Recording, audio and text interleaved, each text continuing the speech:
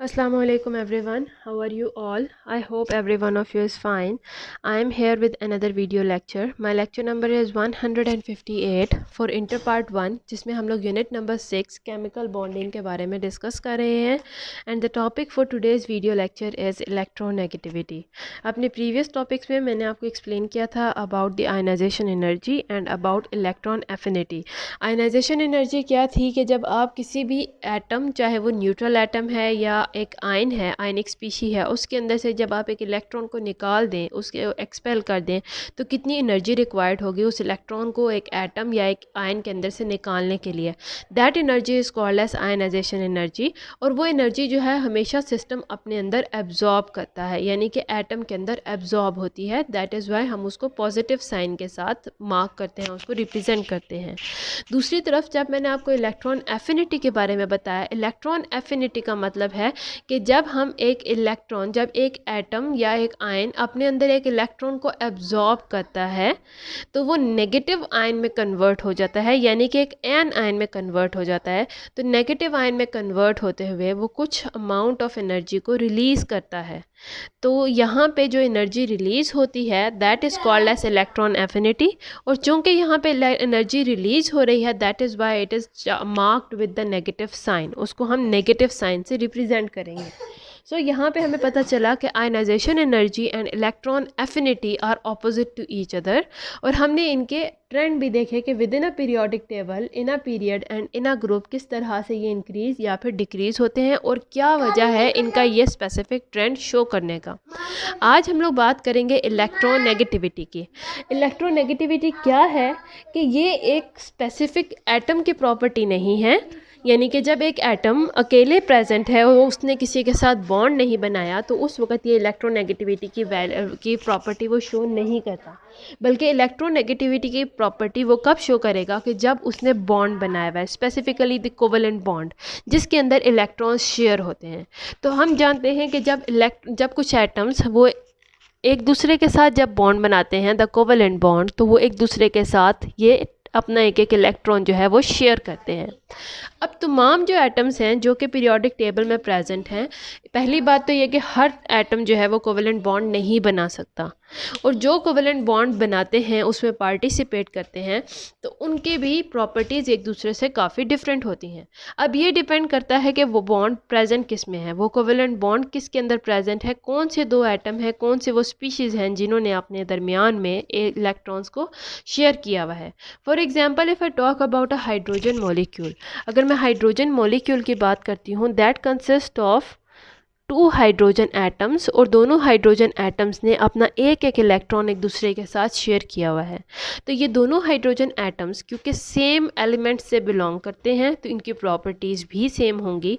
तो जब ये एक दूसरे के साथ मिलके बॉन्ड बनाते हैं, बीच में एक दूसरे के साथ इलेक्ट्रॉन्स को शेयर करते हैं, तो शेयरिंग के दौरान इन दोनों का ये जो इलेक्ट्रॉन पेयर है ये इक्वली शेयर होता है बिटवीन द टू एटम्स।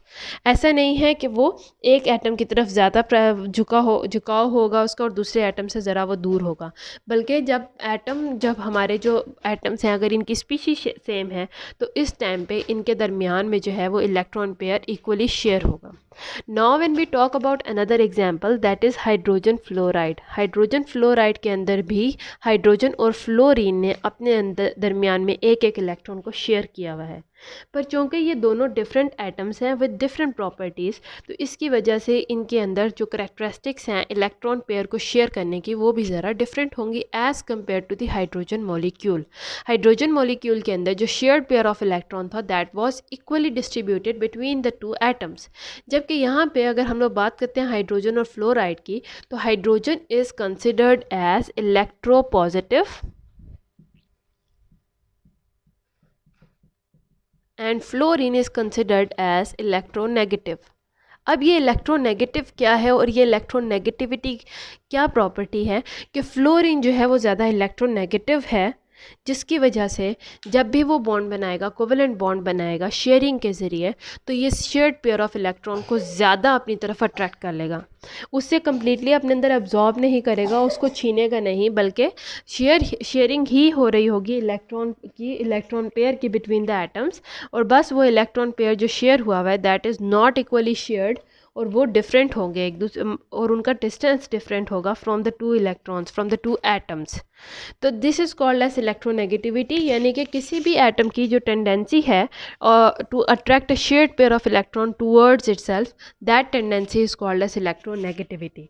यानी कि यहाँ पे शेयरिंग हो रही है, there is no complete transfer of electron. ऐसा नहीं है जैसा कि आयनिक बॉन्ड में होता है कि एक एटम कम्प्लीटली एक इलेक्ट्रॉन को लूज़ कर देता है और दूसरा एटम उसको अपने अंदर एब्जॉर्ब कर लेता है, that is an ionic bond. But this is a covalent bond जिसके अंदर दो एटम्स एक दूसरे के साथ बॉन्ड बनाते हैं, और बॉन्ड बनाने के दौरान दोनों एटम्स ने अपने दरमियान में इलेक्ट्रॉन को शेयर किया हुआ है। दोनों इलेक्ट्रॉन्स जो हैं दोनों एटम्स के पास होंगे।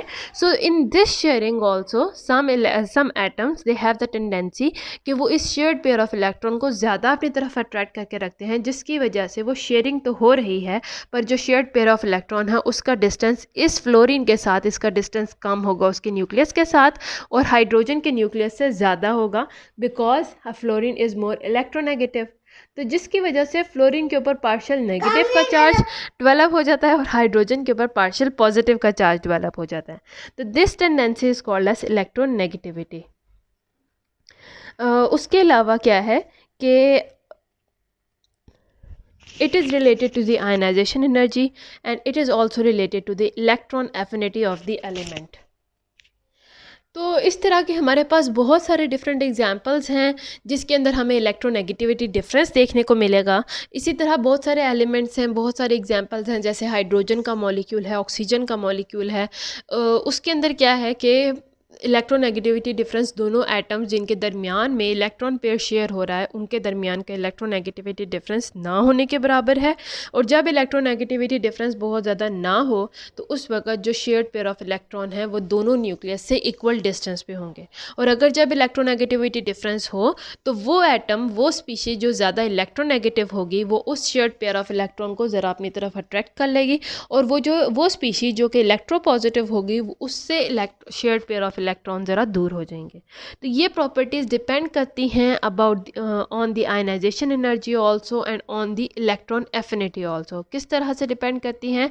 जैसे हाइड्रोजन है जिसकी आयनाइजेशन एनर्जी बहुत लो होती है, यानी कि ये इजीली इलेक्ट्रॉन को लूज़ कर सकता है, तो इसीलिए ये ज़्यादा इलेक्ट्रो पॉजिटिव होगा।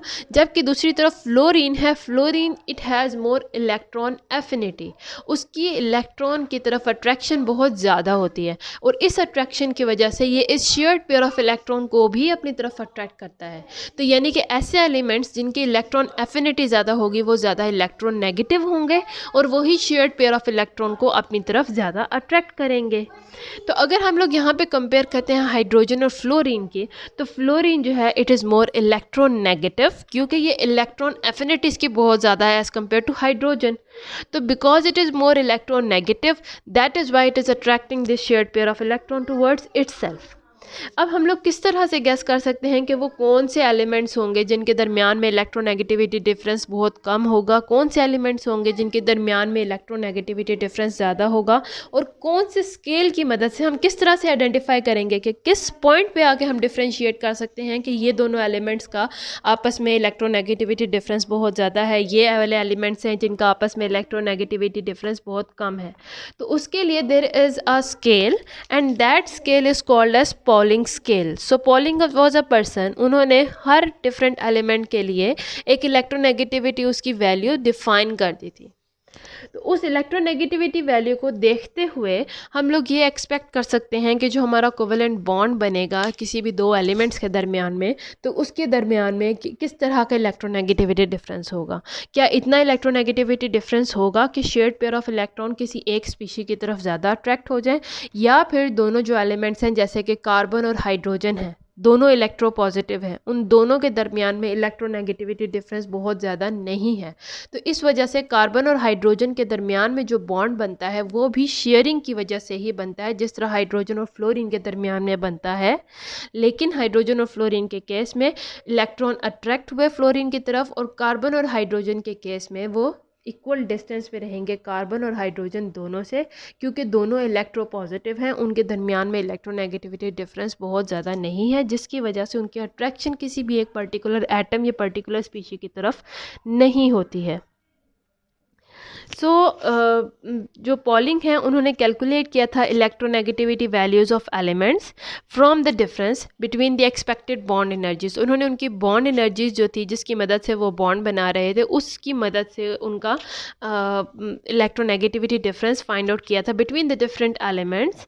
एंड उनको पहले थ्योरेटिकली कैलकुलेट किया गया था with the help of the Pauling's method, और उसके बाद फिर एक्सपेरिमेंटली भी देखा गया था कि बहुत सारी वैल्यूज़ जो थी वो बहुत ज़्यादा मैच करती थी पॉलिंग की वैल्यू से। So this is an acceptable scale.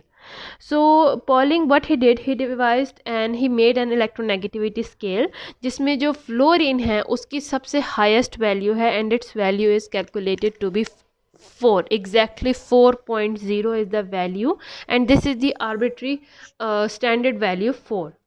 And कहा जाता है कि जो फ्लोरीन है it is the most electronegative element क्योंकि इसकी इलेक्ट्रॉन एफिनिटी बहुत ज़्यादा होती है तो, और इसका साइज़ बहुत स्मॉल है, so it is very electronegative element. ये जिस किसी भी दूसरे एलिमेंट के साथ बॉन्ड बनाएगा उन दोनों को अगर हम कंपेयर करेंगे तो फ्लोरीन की ही इलेक्ट्रोनेगेटिविटी ज़्यादा होगी और जो शेयर्ड पेयर ऑफ इलेक्ट्रॉन होगा वो फ्लोरीन की तरफ ही ज़्यादा अट्रैक्ट होगा as compare to the other participating element.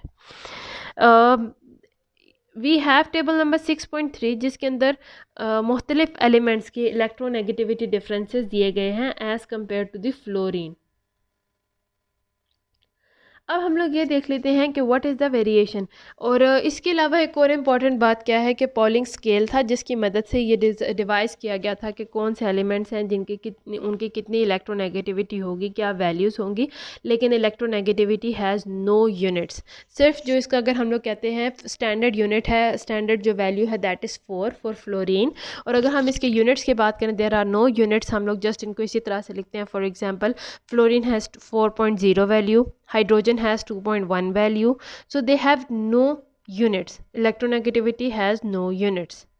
So moving on, now we are going to see the variation of electronegativities in periodic table के periodic table में within a period within a group किस तरह के variations होती हैं, कहाँ पे electronegativity ज़्यादा होगी, कहाँ पे ये property कम होती चली जाती है। So now let us see.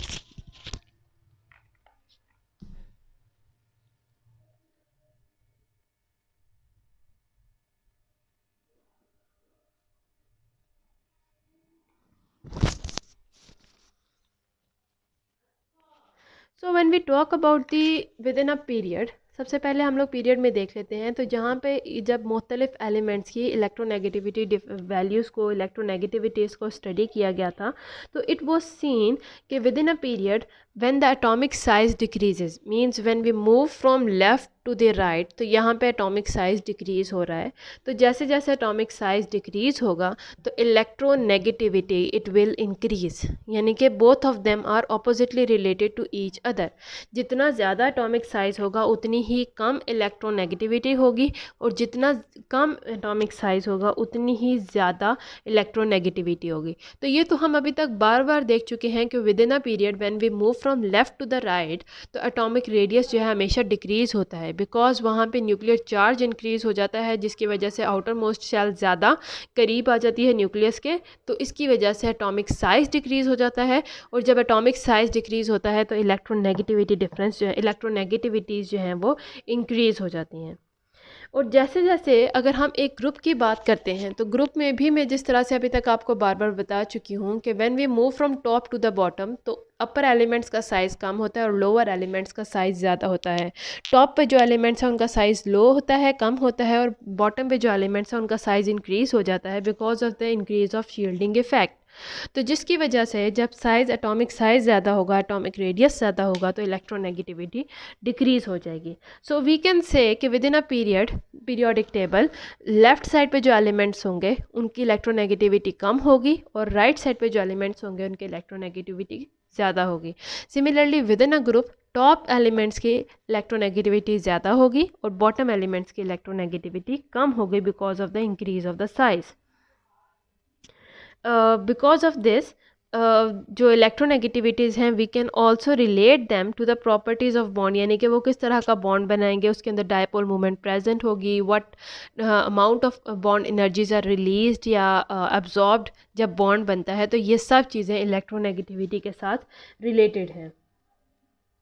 उसी तरह से जो इलेक्ट्रोनेगेटिविटी वैल्यूज़ हैं ऑफ द बॉन्डेड एटम, उससे हम लोग ये अंदाज़ा लगा सकते हैं इलेक्ट्रोनेगेटिविटीज़ को कैलकुलेट करके कि जो बॉन्ड बनेगा क्या वो आयनिक बॉन्ड होगा, क्या वो पोलर बॉन्ड होगा या फिर नॉन पोलर बॉन्ड होगा।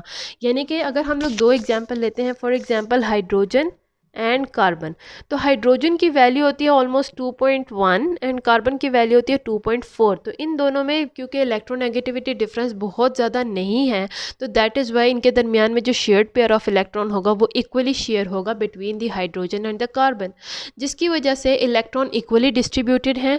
तो this bond it is non polar, इसके ऊपर कोई भी पोल्स डेवलप नहीं होंगे पॉजिटिव और नेगेटिव के, although this is covalent bond यानी शेयरिंग ऑफ इलेक्ट्रॉन से हो रहा है।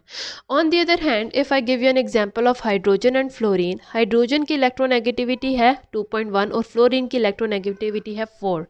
तो जिसकी वजह से हम ये कह सकते हैं क्योंकि इनके अंदर इलेक्ट्रोनेगेटिविटी डिफरेंस बहुत ज़्यादा है, जिसकी वजह से फ्लोरीन की तरफ ज़्यादा इलेक्ट्रॉन्स अट्रैक्ट होंगे। अब क्योंकि इलेक्ट्रॉन ज़्यादा फ्लोरीन के एरिया में प्रेजेंट है, इसीलिए फ्लोरीन के ऊपर पार्शियल नेगेटिव चार्ज डेवलप हो जाएगा और हाइड्रोजन के ऊपर पार्शियल पॉजिटिव चार्ज डेवलप हो जाएगा। तो ये जो बॉन्ड बनता है, now this bond is called as the polar bond. अब ये एक पोलर बॉन्ड कहलाएगा क्योंकि यहाँ पे पोल्स बन गए हैं, hydrogen has a positive pole and the fluorine has a negative pole. So when the difference between the bonds, we can say कि जब दोनों जो पार्टिसिपेटिंग एलिमेंट्स हैं उनके दरमियान में जब डिफरेंस बहुत कम होगा तो वो जो बॉन्ड बनेगा that will B non polar, और जब उनके दरमियान में डिफरेंस बहुत ज़्यादा होगा तो उस वक्त जो बॉन्ड बनेगा that will be polar in nature. So हम ये कह सकते हैं कि वो तमाम एलिमेंट्स वो तमाम मॉलिक्यूल जो कि सेम एलिमेंट्स से बनते हैं वो नॉन पोलर हैं। फॉर एग्जांपल अगर हम लोग बात करते हैं हाइड्रोजन की, इट इज़ नॉन पोलर क्योंकि इसके अंदर जो पार्टिसिपेटिंग एटम्स होंगे वो सेम होंगे। इसके अलावा अगर आप फ्लोरीन की भी बात करते हैं, फ्लोरीन का मॉलिक्यूल है, ये भी नॉन पोलर होता है क्योंकि इसके अंदर दोनों फ्लोरीन और फ्लोरीन के एटम्स होंगे, दोनों की इलेक्ट्रोनेगेटिविटी डिफरेंस 0 होगा, तो इसकी वजह से ये भी एक पोलर बॉन्ड है, नॉन पोलर बॉन्ड है। इसी तरह अगर हम लोग बात करते हैं ऐसे एलिमेंट्स की जो कि मुख्तलिफ़ किस्म के एलिमेंट्स, ऐसे मॉलिक्यूल्स की जो मुख्तलिफ़ किस्म के एलिमेंट्स से बना है, तो उसके एलिमेंट्स पे डिपेंड करेगा। अब ये वाला केस है, ये भी दोनों एलिमेंट्स एक दूसरे से डिफरेंट हैं, पर दोनों इलेक्ट्रोनेगेटिविटी उनकी वैल्यू बहुत ज़्यादा नहीं है, उनके दरमियान में इलेक्ट्रोनेगेटिविटी का डिफरेंस बहुत ज़्यादा नहीं है। So this is a non polar bond. और वो एलिमेंट्स जिनके दरमियान में इलेक्ट्रोनेगेटिविटी का डिफरेंस बहुत हाई होता है, they will form the ionic bond यानी कि पोलर बॉन्ड। अब कौन कितना डिफरेंस जो है कम अज़ कम ज़रूरी है, a difference of 1.7 units is necessary to decide whether it is a polar bond और अ नॉन पोलर बॉन्ड। अब यहाँ पे अगर आप एग्जांपल लेते हैं, यहाँ पे जो डिफरेंस है between the electronegativities that is 0.3 units. This is very much less than that of 1.7 जो कि एक रिक्वायर्ड स्केल है जिसके बाद पोलर बॉन्ड शुरू हो जाएगा। सो 0.3 है, इतनी ज़्यादा इलेक्ट्रोनेगेटिविटी डिफरेंस नहीं है, so it is a non polar bond. अब यहाँ पे अगर आप देखते हैं तो here the difference is about 1.9, it is more than 1.7, so यहाँ पे जो bond बनेगा that will be polar या फिर ionic in nature। So this was all about my lecture today about electronegativity differences and electronegativities। हम किस तरह से डिसाइड कर सकते हैं कि जो बॉन्ड बनेगा वो पोलर है, नॉन पोलर है, किस तरह के बॉन्ड बन सकते हैं। सो फर्दर हमारा जो अगला टॉपिक होगा that will be discussed upon the types of the bond. उम्मीद है आपको आज के लेक्चर की समझ आई हो। अगर यहाँ तक कोई भी प्रॉब्लम है तो you can discuss with me in the comment section. I am here to help you out and see you soon in my next video. Till then, अल्लाह हाफिज़।